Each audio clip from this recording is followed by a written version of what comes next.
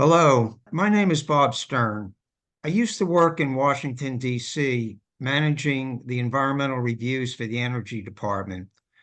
I'm currently heading an organization in New Jersey, Save Long Beach Island, representing over 8,000 persons and businesses very concerned with the unwise wind project location proposed here.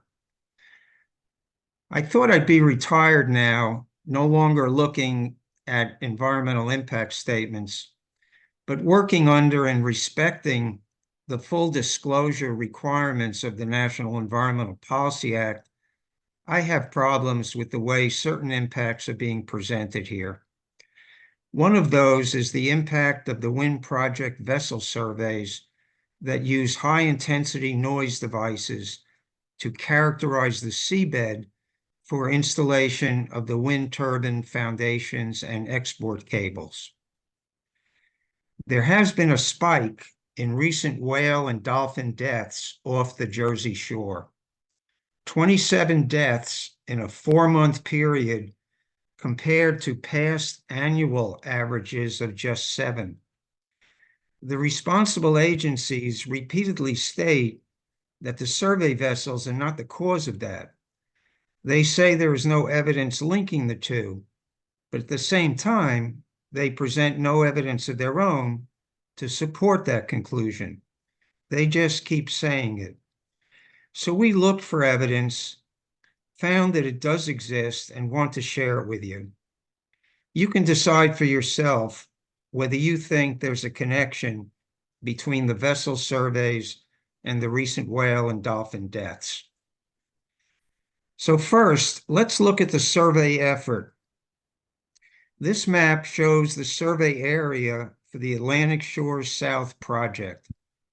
The purpose of this survey is stated at the top of the map to characterize the lease area, which is in purple, and its export cable routes, whose landfalls are shown by the X's.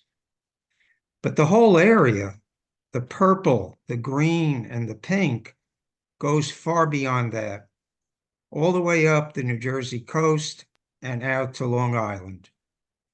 Similar area extensions exist for the other project lease areas further offshore. The survey areas also overlap each other. The end result is a huge area surveyed in many places repeatedly by different companies. This results in a very large number of noise disturbances to the marine mammals in the area and likely repeated disturbances to the same animal. It's not clear why such large survey areas are being improved unless they're actually looking for something else, like new turbine locations. We'll return to this later.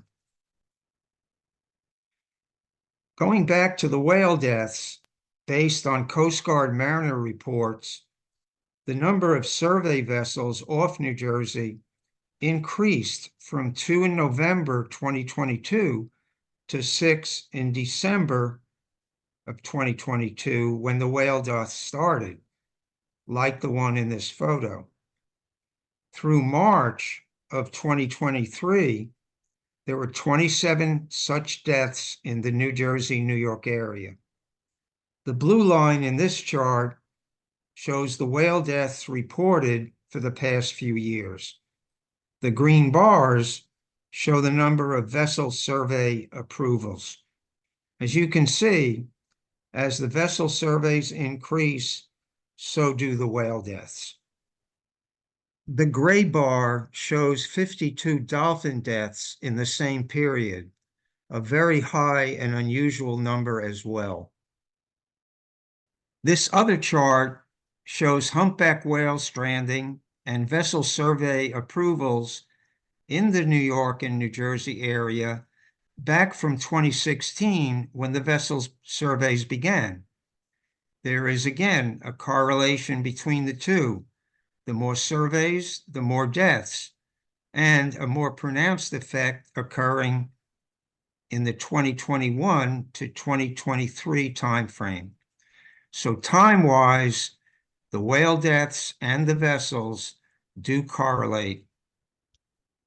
It's also striking that the places of the whale deaths coincide with vessel presence. Here is one chart for the period of January 1st to March 2023 that shows the locations of the whale deaths with the black dots alongside the tracks of the nearby service vessels shown by the colored areas. The vessels are often present where the whales washed up or died. But going back to that same period in the next map in 2015, before the survey vessels were out there, there was only one death far out to sea. So again, geographically, there does appear to be a connection between whale deaths and vessel survey presence. More charts connecting the vessel activity and the whale death locations are in our report, which can be found at the link at the end of the video. So time-wise and place-wise, the surveys and whale deaths seem connected. But how do the surveys actually affect the whale? Well, they affect the marine mammals from the high-intensity noise devices. But these survey approvals underestimate the distance that the higher noise level extends from the vessel, and therefore the number and the frequency of those marine mammal disturbances. First, they use a low noise source level of 203 decibels from a smaller device rather than the actual measured 211 decibels from the more powerful Sparker device being used here, as shown in this table, taken from a source often used by the agencies themselves. We'll have to talk about that decibel scale a bit later, because that lower number means a lot to the whales. Then they assume that the noise level drops off quickly as it travels away from the vessel. They use a 20 decibel loss with distance everywhere, but that only works from the vessel until the sound wave hits the bottom, as shown here. Then the sound travels out, confined between the seabed and surface, and doesn't dissipate nearly as much. We use a rate of 15 decibels for that transition, which has been used by the agencies for other survey authorizations. Maybe you're thinking, well, what's the big difference between 5 decibels here and there? It means a lot to the whales, because when you measure noise in decibels, an increase of just 3 decibels means that the actual intensity of the noise is twice as large as it was before. The difference in the distance from the vessel with the elevated noise using the agency's numbers versus ours is striking, from 1/10 of a mile to 1.5 miles, meaning many more animals are disturbed with the better numbers. Then the serious harm and fatality to marine mammals that can occur from such disturbances is not addressed. That harm can come from many directions, including the loss of navigation capability, the ability to detect food, prey, and predator, and the loss of communication, for example, between mothers and calves. Finally, many past marine mammal stranding events worldwide have been associated with vessel surveys using other devices, air guns. Some are concerned with those surveys, but not these, saying that the noise coming from the air gun is louder. And that's true, but most of that air gun noise is directed downward. When you look at the noise going outward between the seabed and surface where the whales are, as shown here, the effects of both devices are similar. So those past episodes are also evidence of the potential cause here. You got a low noise source level, and then you use a high noise loss rate. That accounts for the big differences. No other plausible causes for the deaths have been put forward. Some say the recent whale and dolphin deaths are due to vessel strike and entanglements or changed feeding patterns due to climate change. These do not bear up. Commercial vessel activity off the New Jersey area actually decreased from November 2022 during the time of the whale deaths. Blunt force trauma, which could be vessel strike or something else, has only been identified in 20% of the deaths. Climate change is a slow process that doesn't account for a spike like this. And if the whales are feeding in a different location, which has not been proven, that should not kill them. So actually, there is a lot of evidence of vessel survey cause summarized in this table. I'll give you a chance to read it.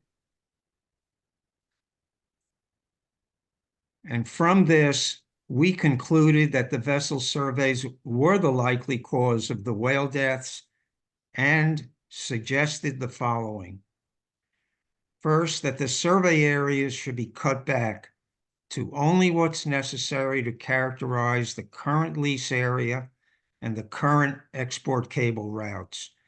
Any future turbine locations should be determined by the agency through the proper program and environmental reviews and not prejudiced by these surveys. Second, the noise device energy settings should be made public, reviewed, and if necessary, reduced. Third, a coordinated data sharing program using fewer vessels should be set up. If the agencies do not pursue sensible things like that, then the vessel survey should cease until a proper, thorough, and independent investigation is done. Our report, with all the evidence linking the vessel surveys to the whale deaths, can be found at this link. Please review it all, see what you think is the cause. If you're concerned about the damage being caused by the noise from these wind projects to our marine life, not just from these vessel surveys, but from pile driving for construction and from turbine operation, you should contact your elected U.S. House and Senate representative and demand that hearings be held on this and other problems before it's too late to do anything about this.